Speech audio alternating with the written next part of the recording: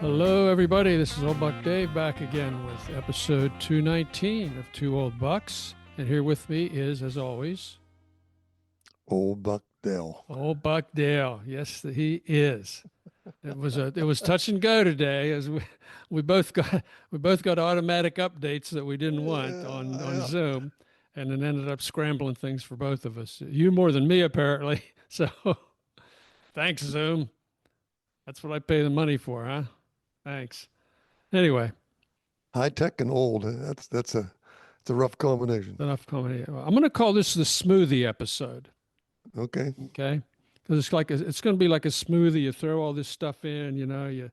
You turn the machine on, you crank it up, you mix it up, and then you just see how it tastes. We're not sure how this is going to go, but anyway, I thought we'd start off with Stump the Buck. We haven't done this for a while, and the folks are always writing in. When are you going to do another Stump the Buck?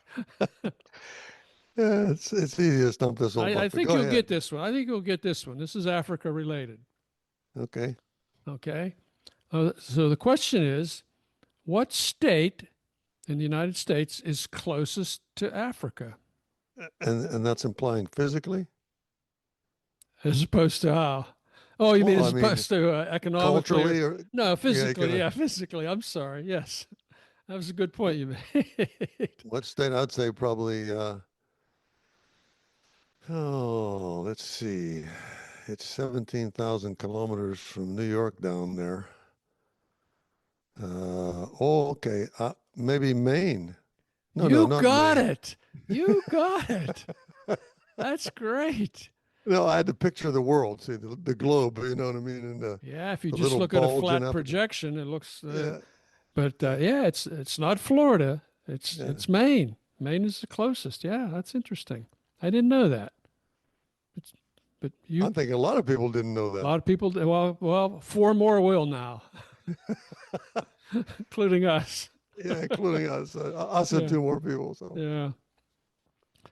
Well, weather-wise, here we've been at this 80 degrees by 8 routine for a couple of weeks now, which I don't like. Make it harder and harder to do a bike ride in the morning.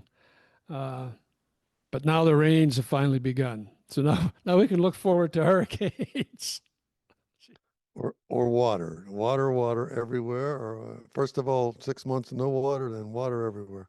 Water is one of my favorite things.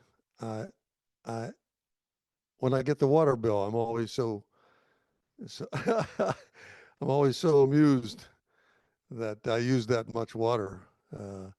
But boy, I'm telling you what's the truth. It's magical that you just turn that little knob and it comes out of the tap into your sink or into your tub or whatever you're doing. And I always had a theory that if you had a tap on the wall and you had a hose pipe on the wall and the hose was connected to a pure water system and the other was connected to a bucket, you just go for the tap. It's just something. We're trained to turn the knob and hope the water appears. Yeah. Man, I tell you, if everybody wants to feel the pinch, just wait till that's going. So anyhow, plenty of water coming down in the next couple months for sure. You're warning us again about water. Water. Yeah, we're going to get a lot. We're going to get a lot. Yeah, yeah. But we needed it. But pretty soon we'll have more than we need. Hey, such is life. Such is life. Well, the thing that's been frustrating me, though, is, I mentioned that I'm going to go on this bicycle tour in September to the Erie Canal. I think I mentioned it to you. I don't know if I ever mentioned it on the podcast. I believe think you did. I think you did say that was on the radar sometime in September. So I've made my list already of stuff that I'm going to pack in the panniers, and kind of anal engineer in that regard. And I have been putting the panniers on the touring bike. What do you call those, Dave? Panniers, saddlebags. Okay, but panniers. Panniers. Oh, it's a bike turn. Okay. Yeah. Saddlebags. I understand. Saddlebags. Yeah. So I put weights and stuff in there to simulate the load. And the hardest thing is getting on the bike now. I know that sounds stupid, but it does. But we know why that is. Well, because now I've got this much width in the back that I have to swing my leg over. It's just not a nice swing over the top of the bike. Now I got to start the arc. I got to get the arc higher sooner and keep it high longer. Now, and that sounds simple, and it used to be. It It used to is for be. those of us who don't have any kind of a hip issue. Jeez. I mean, this really looks comical. I practice this in the morning, and Did I you lean. switch legs I'm like I gonna. I'm told? gonna. You. I know you had said the other day. Try going the other way. I'm gonna do that. I haven't done that yet. I think I'm getting it down here. But if you lean the bike over and you got all the weight in the back, then it twists the front wheel, so the bike Mhm. is practically horizontal now. So you can't. You know, And you're going to do this several times. I'm I going to mean, it's do this a going to lot. Yeah, I think I'll yeah, have it's it. going I think I'll have it figured out by then. But either that or I'm going to take a step ladder with me. I don't to. know. You mentioned that in it is a funny way, uh, but I'm constantly reminded of the structure of the leg muscle connected to the hip, where it Hmm. comes up. I mean that those two joints are absolutely amazing to me. The weight they carry and how they have to, what you do with those things. If you're carrying something up a flight of stairs, it's just not like two straight legs.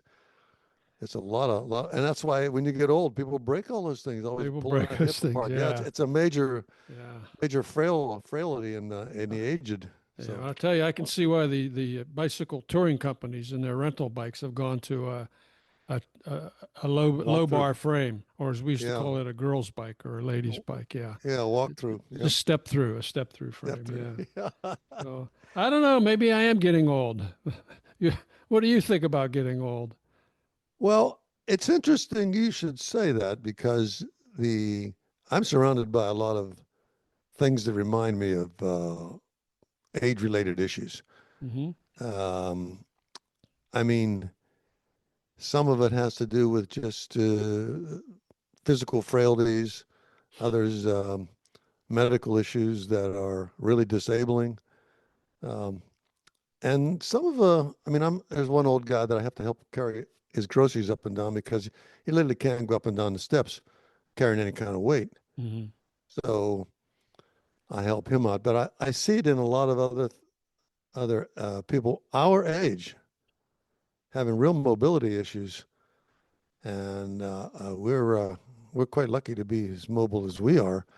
But the age thing, and you can tell me if I'm crazy when I tell you this story, is not only forgetting your keys.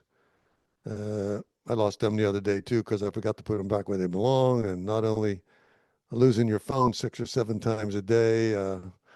Where did I put that? All that stuff. Oh I'm yeah. I assume that this is just a rite of passage, that portion. But the one that got me, uh, Uh-huh. I was all by myself doing my daily crossword puzzle in the paper, and the way they're built, this one particular had a block of uh, clues in one corner, five down and four crossed, and one of the crossed clues was milestone. Okay. So I just couldn't figure out what a 4 letter clue for that would be. So I figured you just solve it the other way. All you puzzle I would have guessed doers out. goal, but I don't know. Would goal have been No, a fit? it did. It No, didn't didn't fit. fit. Okay. It didn't. So You I tried goal. Okay. got the first letter down, and then I went over and got the other letters down, and those words started to make sense. And then I had these two in the middle, and one I got it down. I said, boy, if in order for that to work, this would have to be a U. So anyhow, the word came out okay. So I'm thinking, what word am I missing? So the final clue, the final uh, vertical clue, Hmm. was an O. I said it has to be an O. I'm thinking, wow, that is doesn't. So the answer came out to be soup.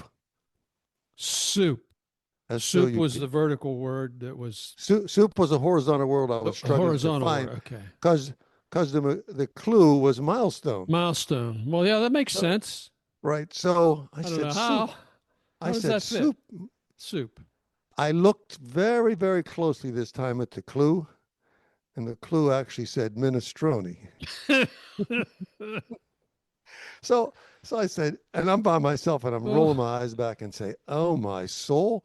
I mean, to me, that's almost like a dangerous condition well, if you'd quit that, wearing that those I. sunglasses all day. So, so yours truly has to be very careful now to read the words that are on the paper. My mind is starting to insert some thoughts Mm-hmm.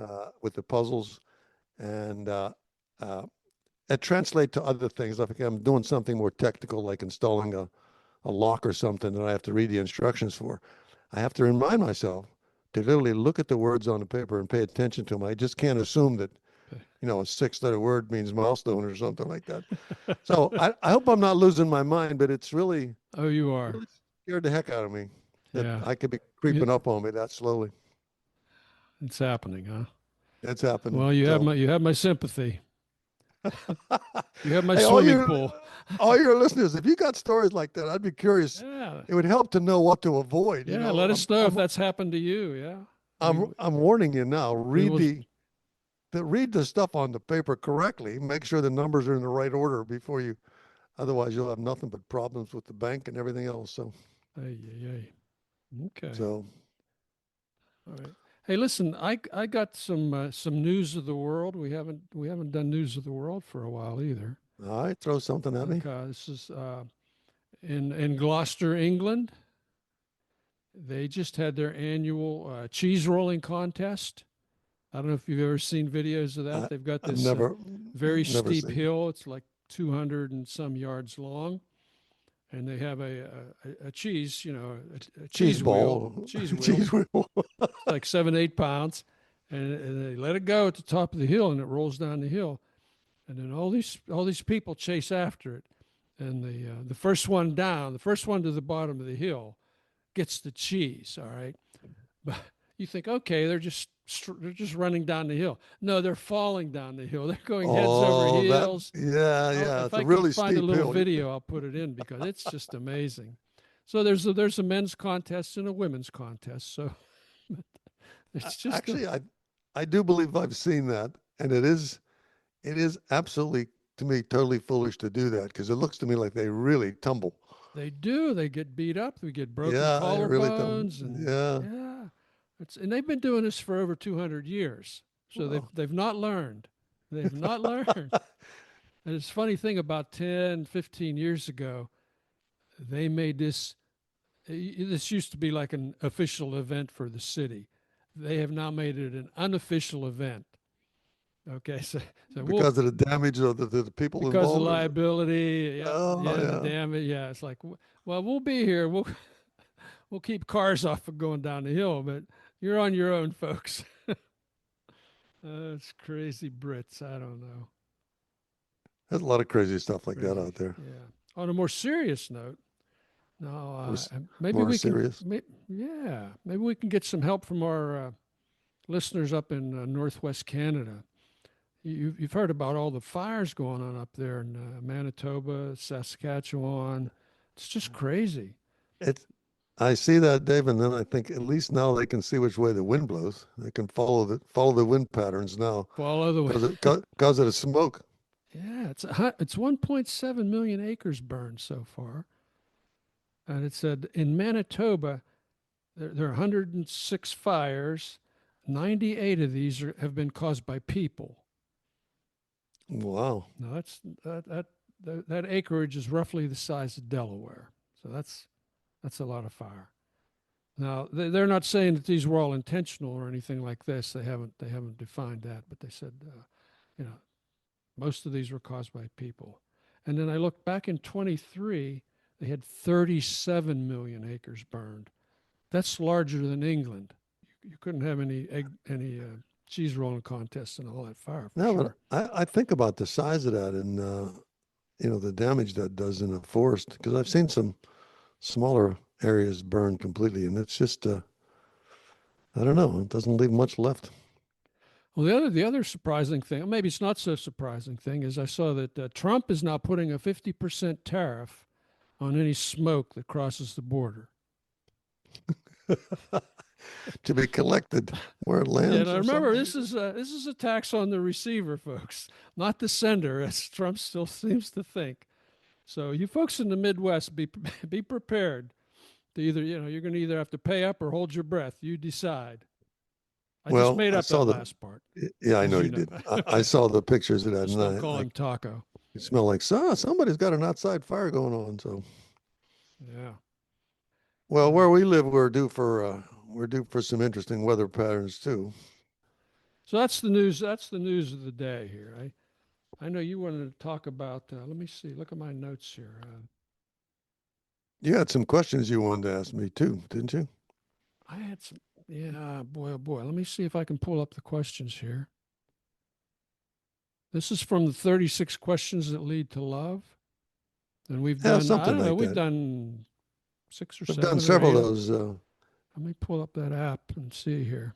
I always thought I thought some of those questions did pose a conundrum or gave our listeners something to think about occasionally themselves. Um, you sent me a sample of one and said, "What did I think of it?" Yeah. Like, what was my greatest accomplishment? What is the greatest accomplishment of your life? That was one of the questions that I sent you. That was number 15 out of the 36. Yeah. And you asked me how would I answer that? And I've never given that any thought. I mean, Mm-hmm. because it's what do you call a great accomplishment? Getting through college, uh, not not getting hit by a train. Probably staying alive at this point. Yeah, I mean, so I think to myself, what was my greatest accomplishment? Would the average person have a great accomplishment? Well, I You mean, know what I mean? everybody's Like, got some accomplishment, I guess. that's what I mean. So it would be, yeah, my greatest accomplishment was marrying my wife. That was my great accomplishment or Okay. something. Uh, it wasn't like I came up with a new razor blade handle or something like that. Yeah. You know what I mean? Yeah. Well, these questions actually they require some thought, so I'm not sure how much we can do it off the cuff here. Number 14, is there something that you've dreamed of doing for a long time? Why haven't you done it? skydiving. Skydiving. Okay. I know why Yeah, you haven't done I it. can do that It's a lust for life. That's why you haven't in done it. DeWitt, Florida. You can do it down there. They have a regular school up there. I've always wanted to do that. Well, we'll throw But these out to our listeners. We've got a couple other here. What is your most treasured memory, and what is your most terrible memory? So let's see if people have anything to say about that. otherwise, when I looked at those things, I mean, it's like I'm I'm I'm glad I survived my teens. Honest. It was touch Yeah, and I go a mean, couple times. yeah, I rode in the car with you as a yeah, I teenager. mean, yeah, think about that. I don't know what the danger is for teens today, but I guess there's a lot more things. We have some things we weren't exposed to, but Yeah. that's a tough period where you have some decisions to make that affect your life entirely, like a long prison record or something from from like 18 Yeah. to 30 is not a good way to start life. So Yeah. you have to be Yeah. stay out of trouble. So anyhow, if anybody's got any thoughts on some of those questions, I'd say send it in. I'd be curious to see what someone who pondered it more thoroughly than I. Yeah. What else is on your mind this morning or this afternoon? Well, I guess it is. there's a lot of things going on in the world right now, and one thing is troubling me is the struggle that our government has had with passing a budget. I guess that's what they're working on, some kind of a new budgetary things. Quite a few tax breaks and things, and one of the way to save money is to cut back on Medicare, right? Is it Medicare? Medicaid. Medicare? Medicaid. It's little known that there's also a Medicare cut in there, but it's Medicaid primarily. Yeah.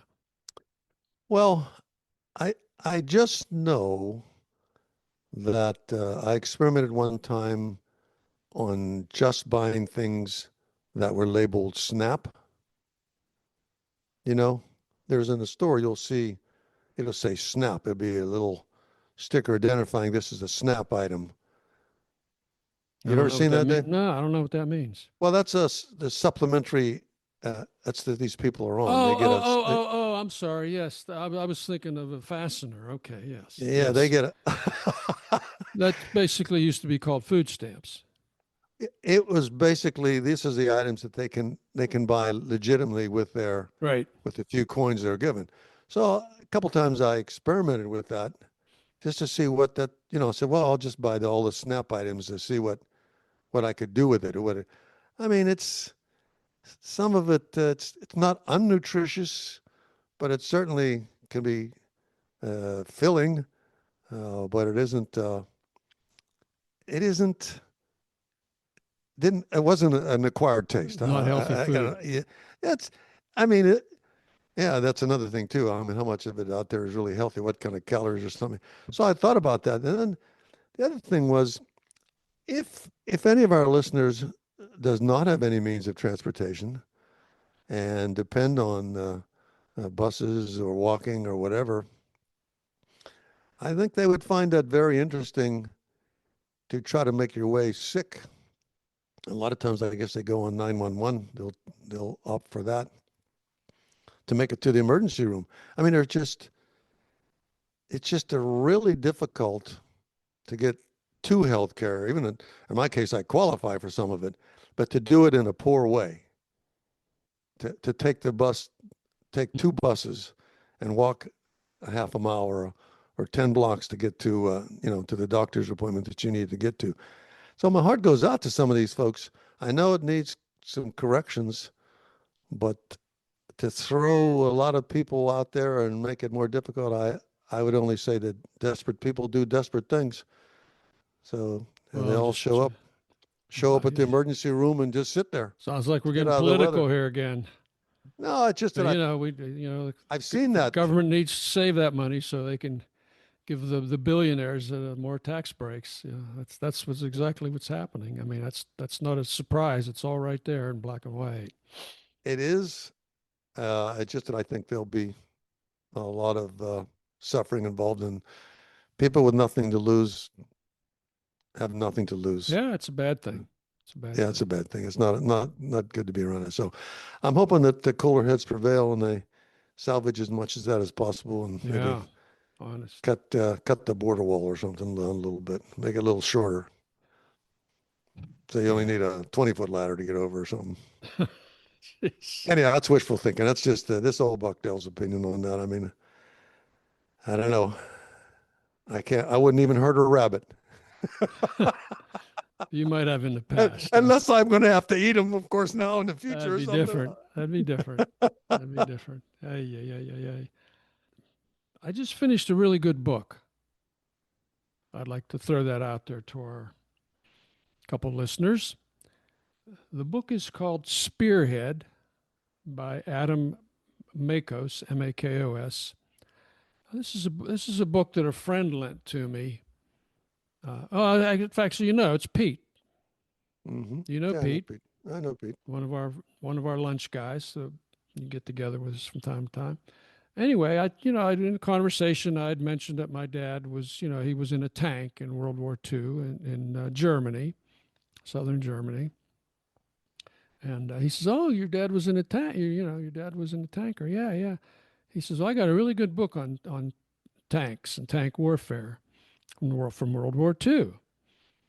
And he said, "It's really not so much about tanks as it is about the people." And I thought, "Oh, yeah, okay, I'll be interested in reading that." And the book really grew on me. And it's about these, young guys in this tank crew, the Third Armored Division. Spearhead was the name of their.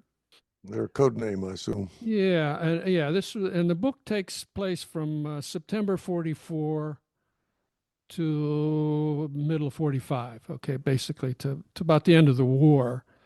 And this was 3 months after D-Day. So they take we got the battle. They're taking part in the Battle of the Bulge. And it does talk about tank strategies and nuts and bolts of the tanks, which is interesting.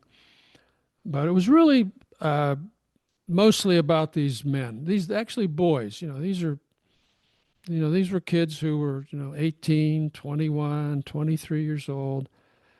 Plucked out of their routine jobs in the grocery store or in the factory or selling insurance or teaching mathematics or whatever, and they were thrown into this situation.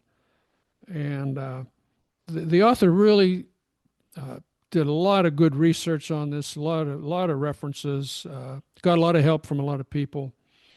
And the one particular guy, the gunner, his name was Clarence Smoyer, and he's from Eastern Pennsylvania, I believe. And he was first he was in a Sherman tank, and then he got one of the brand new Pershing tanks because the Sherman tanks were pretty inferior to the German Panthers, and the Pershing put him more on an Playing field. equal playing field. Thank you. Yeah.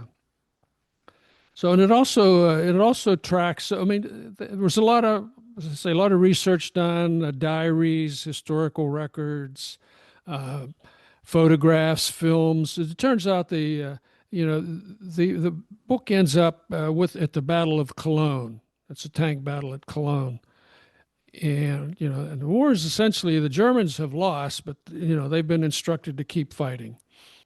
And in particular, it's a battle between this American Pershing and a Panther tank. He sees the Panther around a corner. He can't get a good shot of it. It's not going to come out, so he just starts pounding shells into the building. So the building kind of collapses on the tank, so it can't really go anywhere easily. And the a couple of the guys in the tank bail out and run like hell. And also, so one of the Germans in the tank is also part of this story. He was, a little 17-year-old guy who was drafted and put into service. And he and Clarence finally got to meet in 2013. After all those years, they got to actually meet each other. And up until that point, Clarence said he had never had a good night's sleep since after the war. Interesting. The war really affected a lot of guys in a lot of ways. But these were just kids that did heroic things, and he had what we would now call PTSD.